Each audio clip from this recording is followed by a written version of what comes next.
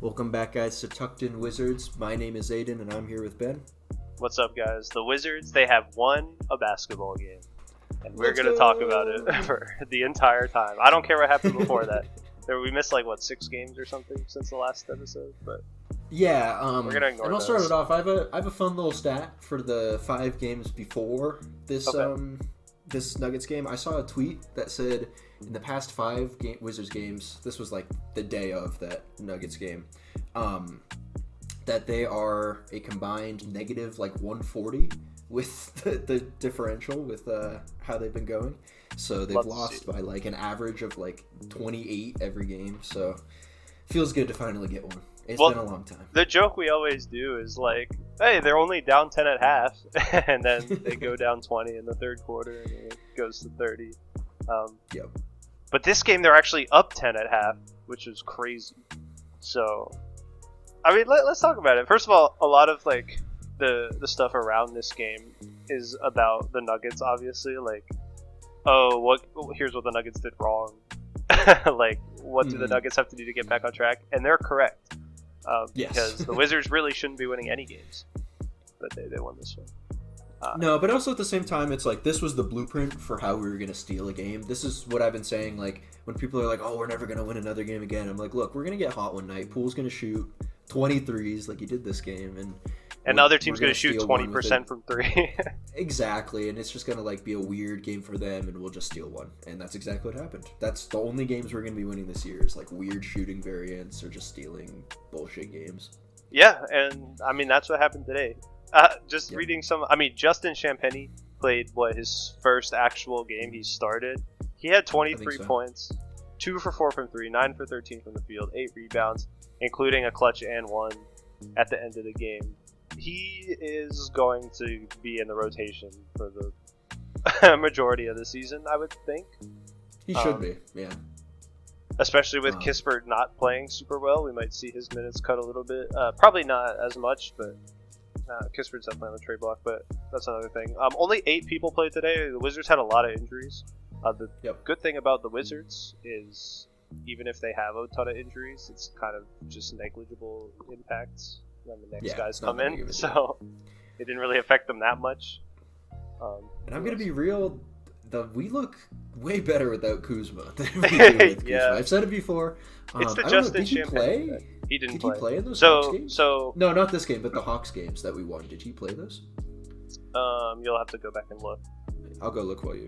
Yeah, the 8-man rotation in this game was Koulibaly, Poole, Champagnie, Bub, and Jonas were the starters. Sar didn't play this game. Keyshawn didn't play this game. Jared Butler was the first man off the bench, and he played amazingly. I also think he probably should get some more backup point guard minutes, but it's kind of hard to find time for him. Marvin Bagley came in and actually played decently on Jokic. I know it's 4 fouls, but he wasn't too bad. Johnny Davis had his best game of the season by far, which isn't saying a lot because he got 7 points, 2 steals. He actually hit a 3. He scored all his 7 points in a 1-minute span when he first came into the game. And I thought he was actually going to have a good game, and then he didn't do anything for the rest of the game. And then Anthony Gill got those last couple minutes. But, man, what a win. What a win. I know. Feels good. It's the Nuggets aren't the top echelon of tiers of teams this year already, it feels like. But just getting a win against any team that's, any team at all, honestly, this year is great.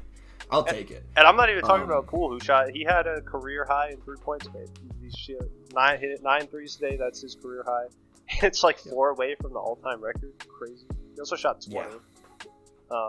Which, we wanted them to take more threes, so I'm glad they took 40 threes this game, half of which were cool. And I did just look. Kyle Kuzma played in the first Hawks win and then didn't play in the second Hawks win. Okay, so they're... Yeah, 2 of their 3 wins are without Kuzma, which, isn't saying a whole ton, but I like pushing the narrative that Kuzma's holding the young guys back because he loves to ball hog, and he does the Poole heat checks too, and he can't hit them. Yeah. The problem is, because we talked about this a lot, is that the Wizards really don't have anyone besides Poole that can create for themselves. Bilal can a little bit, but he's not there yet. Same with Bub. And Kuzma's one of the few people that can. This is you kind of have to plan. Him and Brock.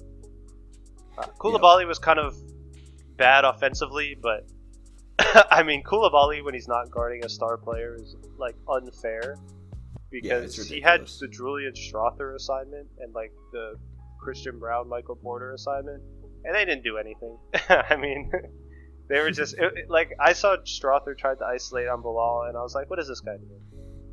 Koulibaly 4 steals, 3 blocks, unreal defensive performance from him, including some clutch rebounds and a clutch defensive possession on, I believe it was Strawther at the end of the game. Yeah, like you said, when he's just not on a star, it's unfair to watch because he just completely locks them down. He knows exactly what they're going to do. He's really good at just recognizing like what the plan is for the offensive player and stopping that. Yeah. And I'm going to push the narrative in all defenses. Yeah, he should. He should be on one. And he's getting buzz around the league for his defense, so we'll see. Unfortunately, a lot of the buzz comes with, oh, get him off the Wizards. He needs to be on a good team. And it's like, the right, Denny buzz. Just wait. Yeah, Denny, Rui, all the good players we get. Everyone wants them. Yeah. It was funny seeing DeAndre Jordan minutes, too. The Nuggets without Jokic are probably on par with this Wizards team, if not worse. They're worse statistically. Because they're the worst team in the league, statistically. They got nothing from anyone not named Jokic and, like, Westbrook. The problem with the Nuggets is that, like, it's bad roster construction mixed with unfortunate, like, Deron Holmes was supposed to be the Jokic backup. He tore his ACL. He's not playing all year. Right. So it's like, Zeke Naji was supposed to be the Jokic backup too, and he's just bad. Yeah, he's just ass. So you got to go with DeAndre Jordan because you don't have a backup, which, like, partially you should have planned for that. You shouldn't have your rookie as your only backup, but also, like, you know, your rookie's completely out. You thought you were going to lean on him a lot. Their whole, like, 2 timelines thing just doesn't work. That doesn't work ever, really. No, it doesn't. Julian Strawther played a good game, and he's actually been decent. But some of these other guys off the bench, it's like the Wizards were just letting them shoot. Yeah. And obviously the Nuggets got a cold game from Michael Porter Jr., who shot 5 for 14, 0 for 5 from 3. Christian Brown can hit a 3. Peyton Watson only attempted 1. But, you know, it's tough, especially when they were without Murray. It was pretty much the Jokic show. And Jokic had a career high in points. They could probably win with Murray, but the problem is that Murray isn't the $50 million a year player he is supposed to be. He's like every 1 in 10 games he's that guy. Yeah, and it's like we need him to be that guy every game. Otherwise, this is gonna happen. Yeah, because especially with Aaron Gordon out too, it's just hard. Yes, because Aaron Gordon is like with Aaron Gordon they would have been able to exploit Sarr being out, and then you get to dunk on Bilal all the time or whatever because he probably can do that. It's just it's a weird season for them. I'm curious to see what they're going to do in the playoffs because, you know, this happens a lot where teams kind of have middling years and like the season doesn't look that good, and then somehow they figure it out in the playoffs and go on some crazy run. Exactly. So we'll see if they can maybe do that. I think their goal is just to stay top 4 would be great, but if you're outside of the play-in, I don't think you're that upset in the West. The West is insane, so I imagine 6 seed and 1 seed is going to be like 2 games difference, if that. So we'll see how it goes. I'm really interested in the West this year. It's been crazy already. Like these first couple weeks has been insane over there. The East has been crazy too, but for a different reason. They've just been insanely bad. The East is crazy too because you got the 2 top teams, and then the third team is the Magic, and they just got hit with the Franz Wagner injury. So now their 2 stars are out, and it's like it's kind of funny watching the media narrative around the Magic. Because it's so, I'm going completely off topic from the Wizards, but it's similar to how we saw it with Tatum and Brown in the Celtics, where the media is like, oh, I don't know if these 2 guys can play together, like blah blah blah, and it's like you gotta give them time to figure it out. This is like literally the best duo you could have is 2 wings, so Magic will figure it out. This is gonna be a good team. Franz looked amazing with Paolo out. So it's like if Franz can step up and do that consistently, which he has been in the past couple seasons, then you get a Jaylen Brown-Tatum situation where Paolo's going to be mostly attacking and everything, but then you have the secondary wing that's almost as good, that can do almost everything that he can do. And then it's like, oh, that's almost impossible to stop. That's like the biggest reason why Boston was able to build this roster, I feel like. Because they could have gotten, you know, a ton of different guards, a ton of different big guys, and they would have worked with these guys because they can model their game around like anyone. Yeah, the wings are just so versatile in the modern NBA, and that's what the Wizards are kind of doing here a little bit with the Koulibaly pick, with the Sarr pick, with the George pick, with the flag pick, with the flag pick coming up. Hey, I'm Flag or Dylan Harper, man. I'm good with both of those two. Ace Bailey had a rough game recently, but he's still also really good. I saw some dude that was like, "This is why." I can't remember who it was. It was maybe it was like someone I thought was like decently good, and it was the inside. There's the numbers on the board guys. They were like, "It's unfair to put Cooper Flag in Washington and ask him to carry everything." It's like, what are you talking about? He's not gonna. Like, he's not that type of player, and it's like, okay, so what other bad team do you think he's going to go to? And like, he's going to go to the Jazz or the Blazers and have to carry everything. An amazing roster. Like, what are you talking about? Yeah. It's like, it's such a bad take because it's like he doesn't even need to. From what I've seen, he's like not, like, oh, I'm gonna go out and get 80 points a game or whatever. Kobe, a huge offensive player, but he's just so balanced that he gives you this offense and he gives you amazing defense and like rebounding. And it's perfect. The Wizards right now, you could tell that they're trying to build this defensive core. Mm-hmm. And then they're gonna try to find their franchise player through that, as opposed to like. I don't know. I don't really know what I'm trying to say, but like all their picks that Dawkins have made have been very defense focused. Even the Bub Carrington pick is like, yeah, Bub's probably an offensive focused player, but he's also a decent defender. So it's like they're picking these guys who they know can guard. They're trying to pick guys who can guard 1 through 5, and they're going to build around that because defense wins games and defense wins championships. You know that. So. Yeah. And Cooper Flag fits in perfectly there. Like, can you imagine Cooper Flag guarding someone on the perimeter and then get past? Oh, they're going into SAR. Like, what the fuck are you going to do? It's like the French jail, but with the white guy. I guess I don't know. The French American jail. Yeah. The French New England connection. Is he from Maine? Yeah, he's from Maine. He's the only French top Revolution. prospect ever from Maine. Which, makes sense. As a New Englander myself, I love to see the representation. Yeah, it makes sense. I thought there was someone on the Celtics. Isn't Duncan Robinson not? He's not on the Celtics, but isn't Duncan Robinson? I think it's like lottery pick. Okay. Yeah. He was like second round or something. I could even be wrong. Duncan Robinson might not even be. Let's see where Duncan Robinson. Did we talk about Big Val yet? Because Valanciunas just upped his trade value immensely in this game.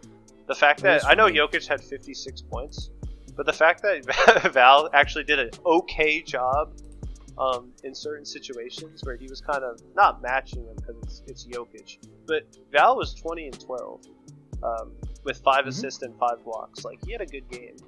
He had a good game for sure. Having a big guy like that you could at least just throw on Jokic is going to be immensely valuable for these teams out west. Yes. I definitely think he upped his trade value a lot because, like you said, you don't need him to do that well against Jokic because nobody can really do that well against Jokic. Exactly. The last person to do that well against Jokic was like 2021 DeAndre Ayton, and people still say he's the only Jokic stopper. And it's like that was just before Jokic was Jokic. And imagine if the Lakers trade for Val and they could do their strat where they put like a guy on Jokic and then have Anthony Davis roam, except instead of Rui, it's actually like someone who can not get immediately bodied in the post. Yeah. Very helpful. For sure. Or, the Wolves can replicate their 2 big lineup that they had with... Yeah. Is Val playing the 4? I would hope. Yeah, Gobert at the 4 would be disgusting. The 2K lineup. Just switches position to power forward. He goes up like 5 overall. Yep, and that's what wins you the chip in 2K. You get like 4 7-footers. They just what a bad game. Terrible game. I hope Sar comes back next game. Who do they play next? They play today. Oh, the Grizzlies. Right? It's going to be a loss. Yes, it's going to be a loss. Coming off the high of this win, there's like almost no chance that we're going to this game. Oh, well, maybe. Actually, now that I look at it, there's no Zach Edey, there's no Gigi Jackson. John Morant might not play, and Desmond Bane might not play. Memphis is also coming off a back-to-back. Memphis had a big win in Boston. They're both questionable. So they might be like, oh, we won one of the back-to-backs. We can rest this one. It's the Wizards. We don't have to play that hard. Little do they know. They're gonna be like, it's the Wizards, and the Wizards have all these injuries, but they little do they know that our third string unit is just as good as our first string unit. Yeah. So it's fun. There's no difference. Just bring the G League team up; it'll be the same. No, for real. I hope we see more of Johnny Davis. I always harp on this. I actually kind of like Johnny Davis. It's funny how we went on a trajectory where I was big on Johnny Davis. We were both big on Johnny Davis. You immediately were like, this guy sucks. I was like, we gotta give him time. He's in great. the summer. It'll be fine. It'll be fine. Not even summer. Like the first year, you were giving him some flack, and then or like second year, and then I abandoned him, and then right when I abandoned him, you were like, he has a chance. He can. Because he like started to figure some stuff out. If he could be somewhat consistent in his role, which he hasn't been, he could be good. Because like games like this is exactly what certain teams need. Like he hits a three, he gets steals. Like some teams are gonna want that. So I'm kind of rooting for him to at least find another team. But if you can't get minutes on this Wizards team, it's gonna be rough. I think it's over. And like you said, he's probably not showing anything in practice.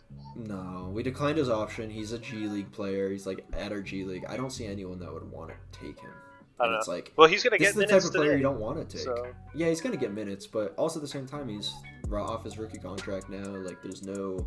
We've seen what he can contribute, and it's not much. Like, he's not gonna suddenly have a huge jump year 5. I feel like. No, probably not. That type of guy. If he's not having a jump this year, he's probably not showing much.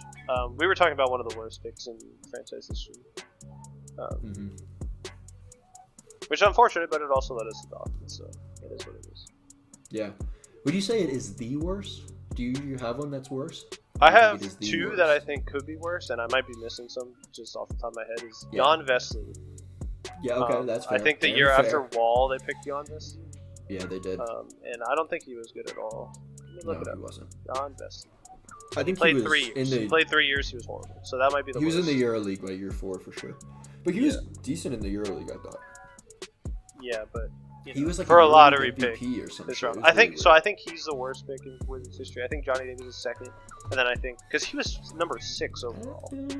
Like Johnny Davis was 8. It's not very far.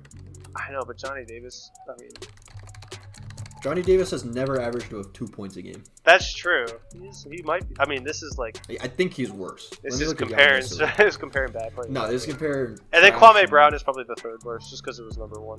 Like he had a good NBA career, but it was number 1. Honestly, especially given the context of when this was and like when people weren't scoring like that, I think Jan Vesely is better than Johnny Davis. I mean, that's probably true. I'm just pulling it up. I mean, there's some big whiffs. Yeah. Johnny Davis averaged 5 points his rookie year, and then it's 2 from there. And Jan Vesely averaged 5 his rookie year, and then he got to like 4 one other year. So yeah, it just sucks. You could have had like. I'm just looking at guys around him. You could have had like. Honestly, none of these are that good besides like Kemba Walker, who they were never going to draft with John Wall. You're looking at Vesely? Yeah. Like, I guess Bismack Biyombo they could have taken, but... Johnny Davis was 10, I forgot. Klay Thompson went 11, there's no way of knowing. Same with Kawhi, there's just no way of knowing these guys. Yeah. I mean, the annoying thing, that's the annoying thing about Johnny Davis, is like, Jalen Williams had some hype. Like, we could have picked J-Dub and it would have been that crazy. He was my second, I was like, either Jalen Williams or Johnny Davis. Those are the 2 guys I wanted. And then Duren's right there, too. Yeah, Duren. Mark Williams isn't terrible. Tari Eason Mark Williams has Johnny to play Davis. First. Yeah.